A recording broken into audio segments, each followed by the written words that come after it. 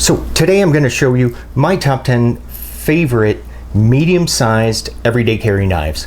What's medium? Well, I know it's going to be different for everyone. For me, it's knives with a blade length of 3.125 inches, like you see here on this Kaiser Gemini, all the way up to 3.49 inches. We have a lot to look at. Let's do this.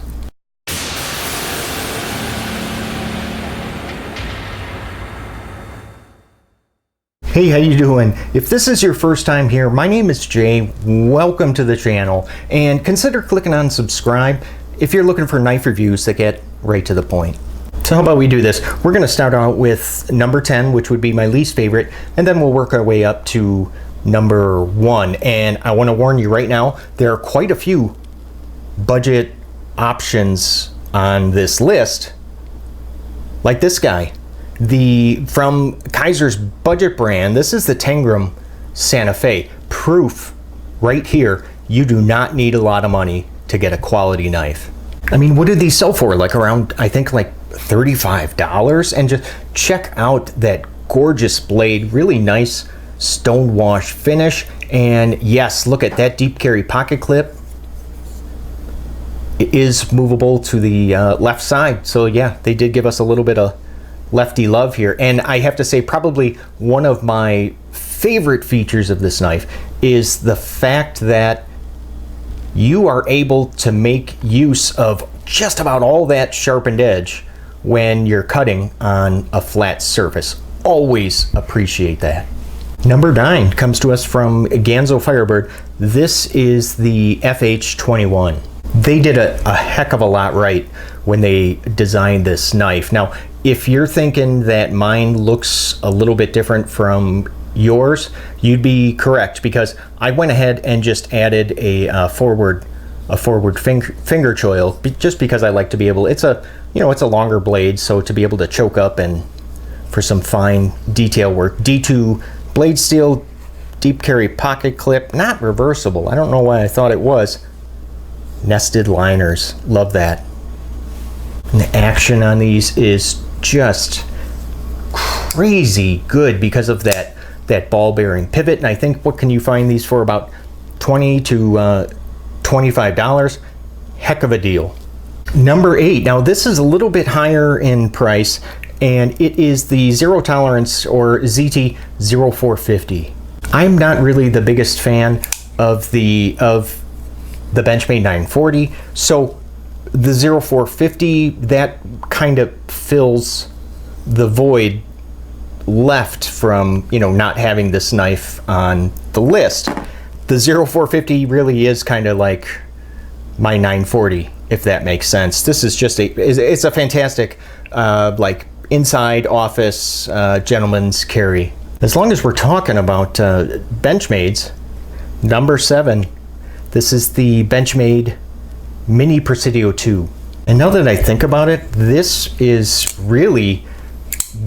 one of my favorite Benchmade knives of all time. It's not my favorite, but I'd have to say it's probably in the top 3. Now you can get this, there's a larger size and even an automatic version. Well, I should say it's axis assist, because it's not like it's push button or anything.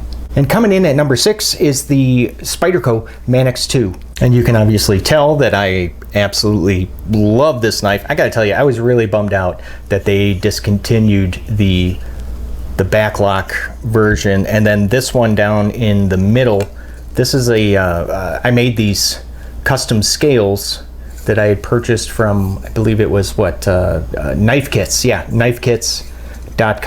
And actually I have a video that shows me creating those scales. It's an older video of mine and it's very long, but if you're interested, you know what, I'll throw the card up there in the corner and you can click on it and watch part of it. This is a knife that actually you could pretty much find it in just about any flavor that you want. I mean, you name it, different blade steels, different handle scales. It actually starts to kind of get a little bit ridiculous, and I mean no offense to any of you that like to collect all the different blade steels, because I can understand the reasoning behind that. You just want to have them all, but for usage purposes, you know, I'm good with a couple.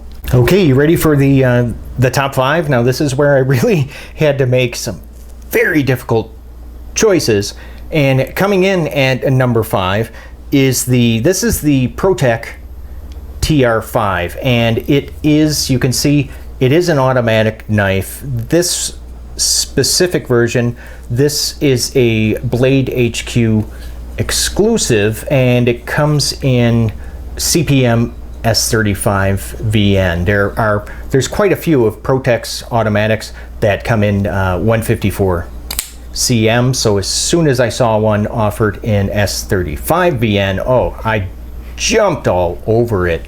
But check it out, this is another one of those knives where, because of its design, look at that, you're able to use just about all of that sharpened edge when you're using it on a flat surface. And here's something that you do not see in most automatic knives. Yeah, a forward finger choil. You can actually choke up on an automatic knife. I love it. Number 5. Number 4, another budget-ish option. This is the medium Honey Badger in D2 blade steel. And I say budget-ish because this, I believe, when I purchased it, it was going for like around $59. I think it's come down a couple bucks, but still, fantastic knife. Now, some of you might be familiar with the older version, which had that forward finger choil. Man, do I miss that forward finger choil. That, I really liked that. I wish they had it here, but on the older HCR version, that had that jimped forward finger choil that I really liked. But they did go ahead and upgrade the steel here, nested liners, which I always appreciate, and man, the action is absolutely perfect on this knife. Look at that, drop shut, can't shake it open, and you get multiple deployment options. Yeah, you can use the flipper, you can Spidey flick it, and of course you can use the thumb hole to go ahead and thumb roll it. Number 4, Honey Badger medium.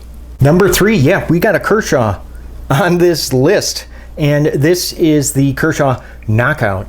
And when I was deciding on number 3, it was a really very close race between this and the Kershaw Link.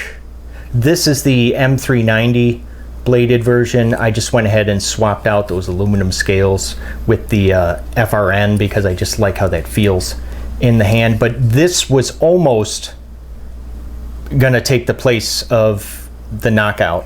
Why did the Knockout, why was it able to still remain on this list? Well, that blade I absolutely love. Look at that wide blade profile. Now this is the US made blade exclusive Knockout in the M390 blade steel. This is the very first one that I had ever purchased several years ago, and then I got this one in black, and there's one other Knockout that I am still hunting for, and yeah, at this point it's pretty much a grail. It's the Knockout in the LMAX blade steel. I think it has like the brown aluminum scales, brown or tan, whatever. Okay, so you ready for number 2? This one might actually surprise you, but this is the drop collaboration with Ferrum Forge, the Dow. S35 VN blade steel. I mean, you're looking at titanium scales. Now this, I had a hard time placing this knife because I had to make a few modifications to, you know, to get it to even appear on this list. Like this deep carry clip, this does not come standard. I added that myself. That and the quick thumb stud, you can see, because using that thumb hole is darn near impossible for me anyway. So without these additions, I honestly, I don't think that this would have come in at number 2. It would have been a lot lower, if even on the list at all. So what's my number 1 favorite medium-sized everyday carry knife? Yep, the Benchmade Bugout. I mean, there is just no denying that this is a fantastic knife. I mean, this is a knife that I reach for without even having to think about it. And you know, when you have a knife in your collection, that's a pretty damn good knife. And it's all because it's such a joy to carry. It weighs practically nothing. Sure, the scales, yeah, I mean, they're FRN, plastic, whatever you want to call it, but it has been proven on many channels that they are very durable. And the blade shape, I mean, look at that drop point. I am absolutely in love with this blade. I mean, I would have to say this is probably in my top 3 of like all-time favorite blade shapes. Yeah, that's how much I like it. This is going to be this is the Blade HQ exclusive, the blacked out version. I mean, most of you are familiar with the one with the blue scales, or even the newer, what is it, like Ranger green or tan, whatever you want to call that color. Now, I showed you mine, so why don't you show me yours? I mean, so what do you think? What did I miss? What should be on this list that you don't see? Because I don't expect us all to agree on every knife here. So let's talk about it. Let me know down in the comments section below. And if you enjoyed this video, you got any value from it, hey, leave one of these. Love them. And don't forget, click on subscribe. Hey, thanks for watching, and I'll see you at the next video. Take care.